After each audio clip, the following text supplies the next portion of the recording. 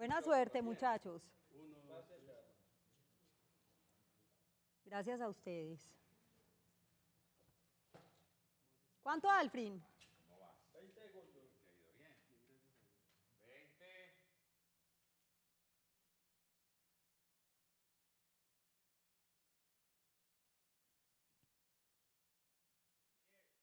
20. Ujú. 5.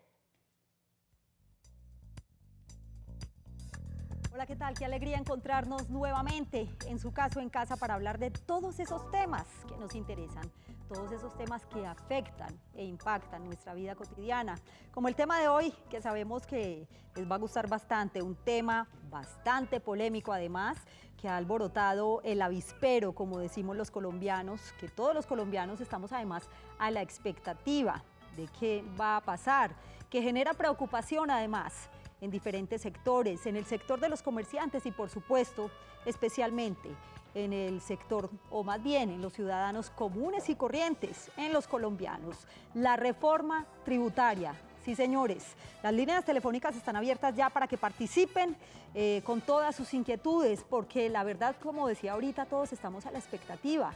¿Qué aspectos contempla la reforma tributaria que en este momento está en curso en el Congreso y que además tiene poco tiempo para ser sancionada por el presidente? Quienes conocen del tema dicen que la reforma tributaria que pretende el gobierno genera dificultades desde su misma presentación, dado el corto tiempo para discutir temas tan álgidos que requieren un mayor tiempo además para su comprensión por parte de los congresistas. Esta reforma además, comparada con la de hace 2 años que tenía menos artículos, esta reforma está condensada en 311 artículos que pretende incrementar el recaudo tributario para cubrir un déficit de 24 billones de pesos.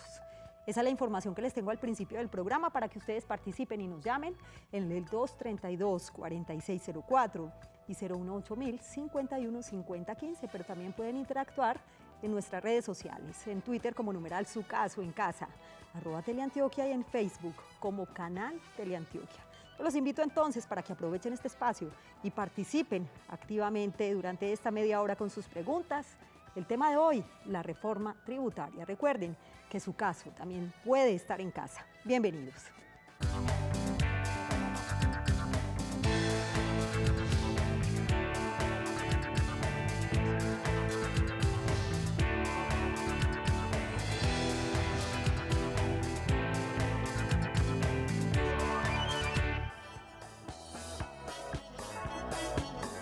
Y aquí estamos como siempre en directo en Su Caso en Casa para resolver todas sus inquietudes. Sabemos que son muchas las dudas o las preguntas que se han generado en los colombianos a raíz de la reforma tributaria tan mencionada durante todo este año y que en este momento está cursando en el Congreso. Vamos a hablar, pues sabemos que el tema es muy amplio, pero hoy vamos a alcanzar a cubrir lo más que podamos y por supuesto a recibir sus preguntas, porque realmente, como decíamos ahorita, contempla 311 artículos. Nuestras líneas telefónicas 232-4604 y 018-051-5015. Está con nosotros el doctor Wilmar Alfredo Campo Balbín. Él es contador público, magíster en tributación, especialista en revisoría fiscal y gestión tributaria. Además, él nos acompaña de la firma Ochoa Correa y Asociados, como todos los jueves. Bienvenido, doctor Campo. Gracias por acompañarnos. Gracias, Yamín, por la invitación y realmente muy complacido de estar con ustedes tocando este interesante tema. Además que tiene todo que ver, o sea, es actual, es un tema que está vigente, que es actual y que por supuesto está generando mucha preocupación en diferentes sectores. Esta reforma, doctor Campo lo decía ahorita, tiene 311 artículos. ¿La anterior cuántos tuvo?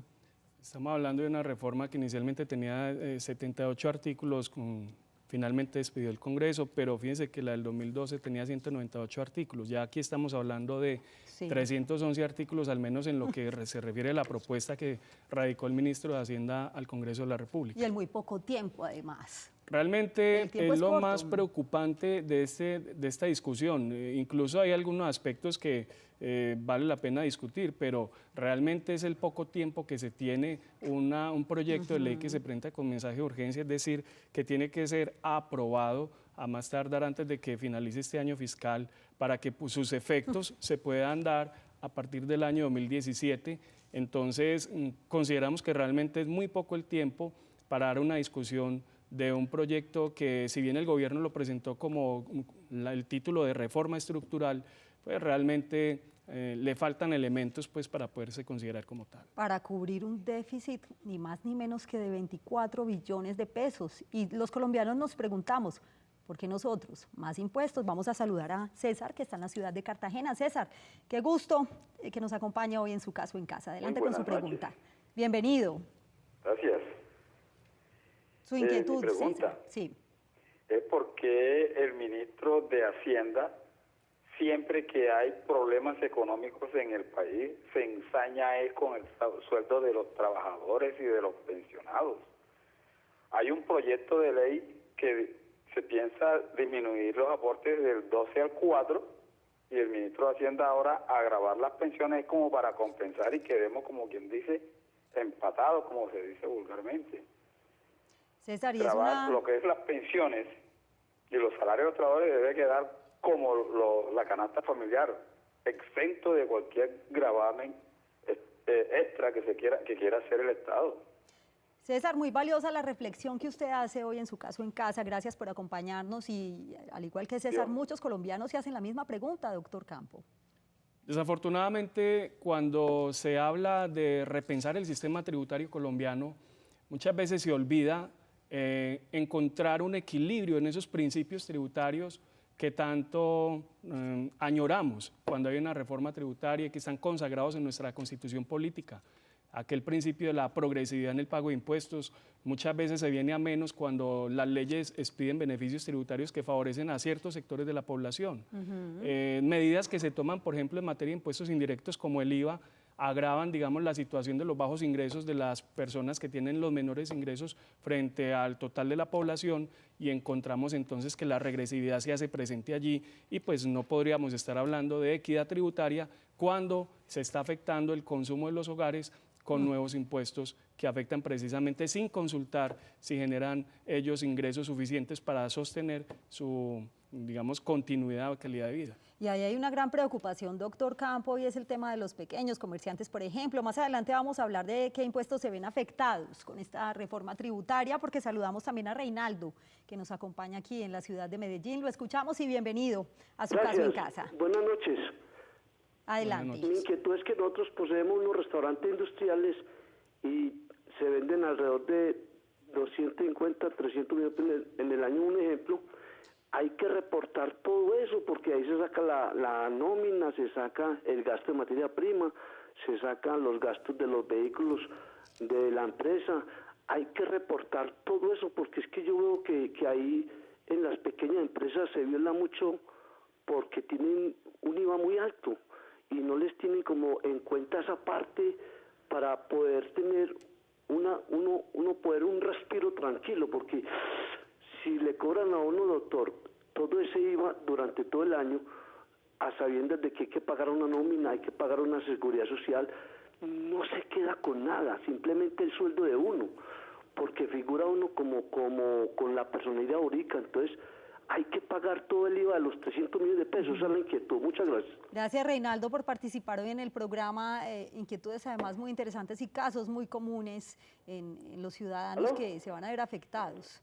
Claro de que sí. alguna manera. A Reinaldo hay que advertirle que en el proyecto de reforma tal como fue presentado por el ministro, hay un cambio importante en cuanto a lo que tiene que ver con el IVA y el servicio de restaurante. Antes del actual proyecto de ley, o sea, lo que tenemos hoy en día es que se tiene servicio de restaurante grabado con impuesto al consumo del 8%.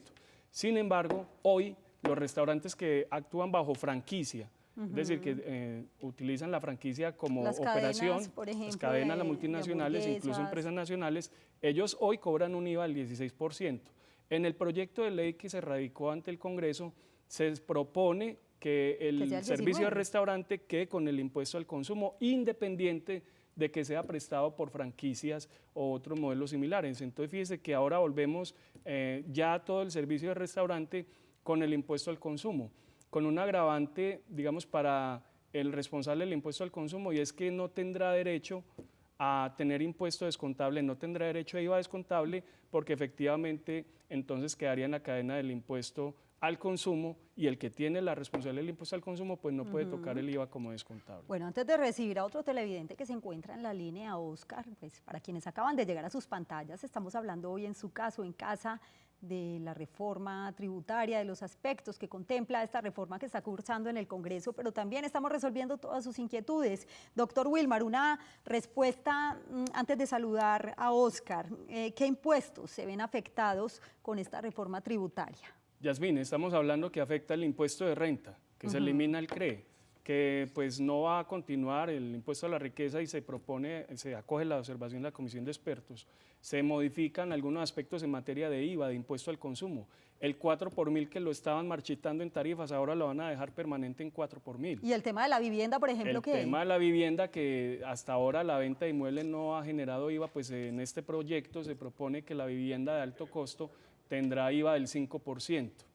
Entonces, pues el tema no es tanto que se afecte a ese sector de la población, pues el que tenga capacidad de comprar una vivienda de 800 millones podrá pagar el IVA. El problema es los insumos y la cadena que hay detrás de la actividad constructora, que se ve de alguna forma afectada con este tipo de medidas, entre otras cosas porque no van a tener la posibilidad en muchos casos de tener ese IVA descontable. La vivienda con un IVA del 5%, pues va a encarecer en todo caso la oferta en el mercado. Y también se dice que serían 500.000 colombianos más que entrarían a declarar renta, doctor Wilmar, ¿es verdad? Esa cifra puede ser incluso mayor, porque fíjense ustedes que hasta ahora se nos ha dicho que el tope de los ingresos para no declarar renta seguirán 1.400 VT, pero el proyecto considera que en el año 2018 no serán 1.400 sino 1.000 VTs. La unidad de valor tributario la estimamos en 27.000, casi 28.000 pesos. O sea que eso nos daría casi que 1,5 millones de pesos de ingreso mensual promedio para que una persona entre a declarar. Pero eso no es lo grave, porque decíamos antes, no, es que el que declara no necesariamente paga, pero es que resulta que la tabla marginal del impuesto de renta a las personas naturales también se modificó a la baja. Es decir, la base gravable disminuyó, y al disminuir la base gravable y aumentar el universo de declarantes, pues vamos a encontrar mucha más gente que ya va a tributar, va a pagar realmente, no solamente a presentar su declaración de renta, sino que va a tener que correr con el pago del impuesto. Ahí está la explicación entonces. Saludamos a Oscar que nos acompaña. ¿En qué lugar se encuentra usted a esta hora, Oscar? En el Bienvenido. municipio de Bello. Bienvenido y adelante con su pregunta. Gracias, buenas noches. Dos preguntitas. Sí, señor. ¿A partir de qué salario se pagaría retención en la fuente? Bueno, lo acabamos de mencionar, pero lo podemos decir nuevamente. Porque en el Oscar. momentico salí como de quité volumen. ¿De qué salario? Sí. Bueno, y segundo, ¿a partir de qué salario un pensionado debe declarar renta? ¿Entendimos las dos preguntas, Sí, doctor? sí. Ah, bueno, pero él hablaba ahora de retención en la fuente. De retención en la bueno, fuente hablamos y de pues de... renta. Sí. Para ¿Y los pensionados. declaración de renta o son iguales? Sí, señor, claro que sí. Muchas gracias por participar hoy en el programa. Muy bien, al televidente hay que decirle que dentro de los cambios que propone la reforma tributaria es eliminar los sistemas especiales de depuración de renta que habían venido al ordenamiento jurídico tributario en la ley 1607 del año 2012. Es decir, hablamos del IMAN y el IMAS, por ejemplo, y decía esa ley que los pensionados se tributaban de manera independiente. Ahora volvemos al viejo esquema del sistema ordinario de renta, desaparece el IMAN y el IMAS, porque el gobierno cuando presentó el proyecto dijo que era muy fantástico, muy novedoso, muy bueno. Ahora cuando presenta el proyecto de ley dice que es confuso, reconoce que realmente no es como lo pone la propaganda de la DIAN de hacer la declaración después del almuerzo. Entonces ya dice que no, ya abandonamos el IMAN y el IMAS y volvemos al sistema de renta, pero con una innovación, y es la renta cedular, que tampoco es innovación porque ya venía desde la ley 863 de 2003, pero ahora se establecen básicamente unas 5 rentas cedulares donde allí se establecen unos criterios de depuración, y entonces en el caso de los pensionados, pues ellos van a tener igualmente el tope de las 1.000 VTs para el 2018 y de 1.400 para los demás años para tributar, pero además de ello van a tener un límite en sus rentas exentas que hasta ahora, pues como está hoy en la ley, estamos hablando de 1.000 VTs mensuales, que son aproximadamente 28 millones de pesos mensuales en promedio, pero ahora le pone un límite en el 30% del total de rentas exentas con relación al total de ingresos. Yo vería saludable esa medida, pero yo sí quisiera ver que los congresistas estén dispuestos a que su salario de 18, 19, 20 millones ya empiece a pagar, entonces en este caso, el impuesto de renta, y pues que no van a gozar de las exenciones como ha venido sucediendo hasta ahora. Y esa es precisamente pues también como la duda que se genera en los colombianos. Ahora, hay otra situación cuando hablamos de reforma tributaria y es el monotributo. ¿De qué se trata el monotributo y a quién va dirigido el monotributo? ¿Qué es? La respuesta la tendremos después de la siguiente pausa. Muy breve, en su caso en casa, estamos hablando hoy de la reforma tributaria. Las líneas continúan abiertas para que ustedes participen en el 232-4604 y 018-5150-15. Volvemos.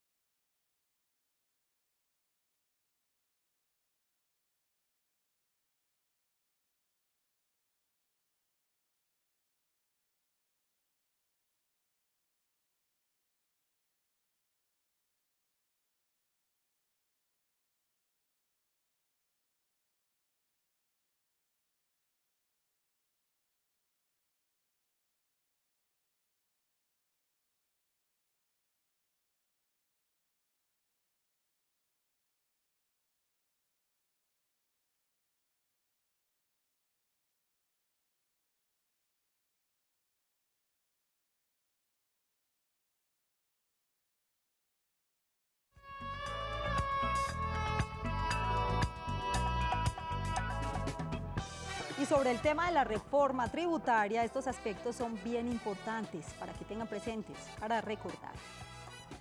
La reforma tributaria que pretende el gobierno genera dificultades desde su misma presentación, dicen quienes entienden del tema, dado el corto tiempo para discutir temas tan álgidos que requieren un mayor tiempo para su comprensión por parte de los congresistas. Esta reforma, condensada en 311 artículos, pretende incrementar el recaudo tributario para cubrir un déficit de 24 billones de pesos. Entre los cambios más importantes de esta reforma se destacan, miren muy bien esto: aumento del IVA a la tarifa del 19%, incremento del número de personas del impuesto de renta, reducción de la base gravable a partir de la cual se cobra el impuesto de renta, creación del monotributo para pequeños tenderos y peluqueros, aumento de la retención en la fuente de las personas naturales, impuesto al consumo de bebidas azucaradas y el uso de datos a través de teléfonos móviles inteligentes, aumento del IVA para el Internet en los hogares del estrato 3. Todo esto lo contempla. Los servicios de restaurante prestados en franquicia pasan del 16% de IVA al impuesto al consumo. Estaría gravado con IVA la venta de vivienda de gran valor. Esta reforma debe ser aprobada este año, dado que las sesiones ordinarias del Congreso finalizan el 16 de diciembre. Es probable que el gobierno convoque a sesiones extras para que la reforma sea aprobada este año. Saludamos rápidamente a un televidente que se encuentra en la ciudad de Cartagena. Bienvenido, ¿cuál es su nombre? ¿Aló? Muy buenas noches. Lo escuchamos. Le habla acá César. desde Cartagena. Sí, buenas noches, le habla acá desde Cartagena. Claro César que sí, González César. Jiménez. Qué gusto escucharlo en su caso en casa y adelante con su pregunta. Gracias. Mi pregunta es la siguiente. El ministro de Hacienda justifica la nueva reforma tributaria según por los bajos precios del petróleo. Dos preguntitas. ¿Qué sucederá si los precios del petróleo aumentan?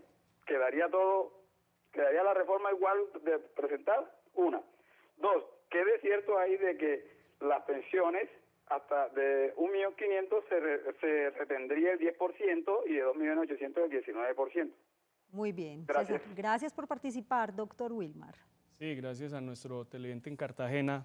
En primer lugar, habría que decir que sí, es verdad que Colombia depende demasiado de los ingresos productos de la actividad petrolera. Sí. La pregunta que nos hacemos es, ¿y cuando estuvo el precio del petróleo en niveles altos, por qué no se hizo el ahorro? Entonces, el crecimiento del gasto central del Estado, por ejemplo, es una de las razones por las cuales estamos en esta situación. Y pues ya llorar sobre la leche derramada, como decimos aquí en Antioquia, pues no justifica. Lo cierto del caso es que el Estado necesita buscar nuevos recursos para atender el déficit fiscal tan alto que presenta el país en este momento, y pues la manera en que él encuentra la justificación del incremento, el recaudo tributario, precisamente es afectando estos impuestos indirectos y tomando este tipo de medidas. Pero esperaría uno que el Estado tuviera también, y lo propone la reforma, una creación de una comisión de expertos en el gasto público. Claro que, como decía un expresidente aquí en este país, cuando no vamos a resolver un problema, nombramos una comisión. Así es. El tema sería resolver de entrada, de estructura, el gasto central del gobierno y redefinir muchos rubros para ello. Muy bien.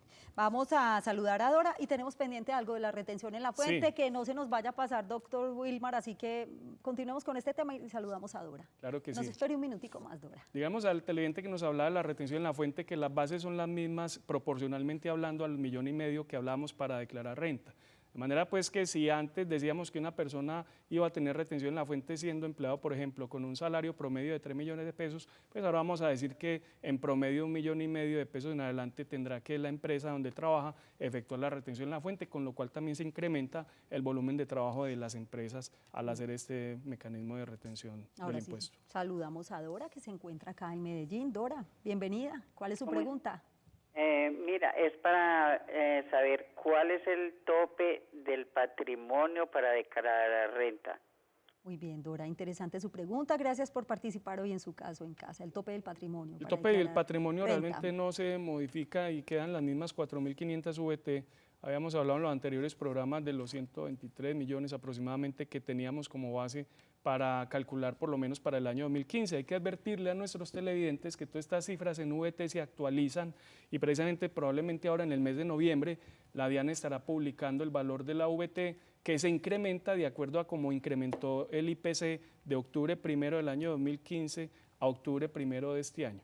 Entonces, en los primeros días de noviembre, usualmente la Administración de Impuestos reporta el nuevo valor de la OVT, que sería el que aplicará en el año 2017. Sin embargo, pues hay que tener en cuenta las cifras de la OVT del año 2016 para declarar 2016. Antes de ir a la pausa, yo mencionaba un término que seguramente ya lo han escuchado y es el monotributo. Doctor Campo, ¿qué es el monotributo y a quién va dirigido? Bueno, el monotributo es una idea que tiene el gobierno plasmada en el proyecto de reforma tributaria, que consiste en gravar con el impuesto de renta de una forma específica y de una forma discrecional a un grupo de personas que en este caso son los que desarrollan actividades mercantiles o actividades de peluquería, y entonces le exige cierto tratamiento, que sean, por ejemplo, personas naturales, que el área donde operen no sea superior a 50 metros cuadrados y que en el año los ingresos no sean superiores a 3.500 VT, es decir, algo así como 109 millones de pesos, muy similar a los mismos topes realmente que están para el régimen simplificado del IVA.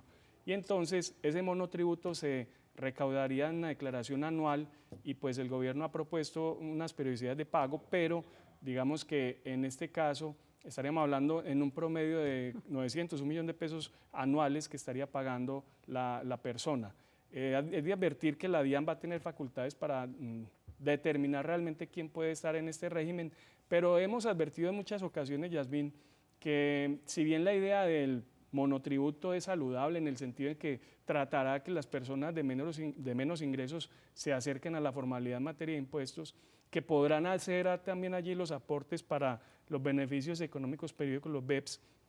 Pues eso es bueno y es saludable, pero la historia en este país nos ha mostrado que muchas veces de las buenas figuras se abusan mucho y entonces no nos imaginamos de pronto muchas personas jurídicas queriendo disfrazar la figura, utilizando personas naturales para acceder a una menor tributación. A mí me parece que este tipo de medidas, si bien son buenas, son sanas, también afectan con la equidad tributaria, Yasmín, porque muchas personas no van a tener con qué pagar ese monotributo. Hay que advertir que es opcional. Es verdad, es opcional. Sí, es opcional. Es muy importante eso. Bueno, doctor Campo, quedan muchas preguntas pendientes, pero trataremos de continuar este tema la próxima semana. Entre estas preguntas, no quiero dejar pasar una hoy en el programa y es el consumo de bebidas azucaradas, del cual se viene hablando tanto en los últimos días. ¿Cómo afecta la reforma tributaria?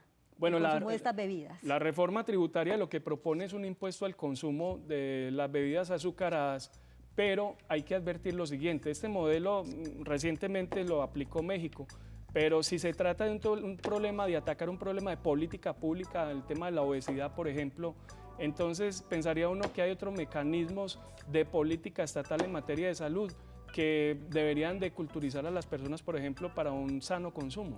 El tema de aumentarle 300 pesos a una gaseosa, seguramente habrán personas que dirán, no, yo los pago y me tomo mi bebida azucarada. Si el problema es enfrentar la política pública, se deben diseñar políticas en materia de salud más fuertes, más agresivas que esa, y pues realmente pienso yo que si bien la política estatal en materia de impuestos sirve para reorientar la conducta, pienso yo que se queda corta esta medida en eso. Muy bien, doctor Campo, pues espero que nos encontremos próximamente el jueves de la semana próxima para continuar el tema de la reforma tributaria, porque realmente quedan muchas preguntas pendientes, no solamente mis preguntas y lo que podríamos hablar acá, sino también las de los televidentes, que muchos están por fuera en nuestras líneas telefónicas.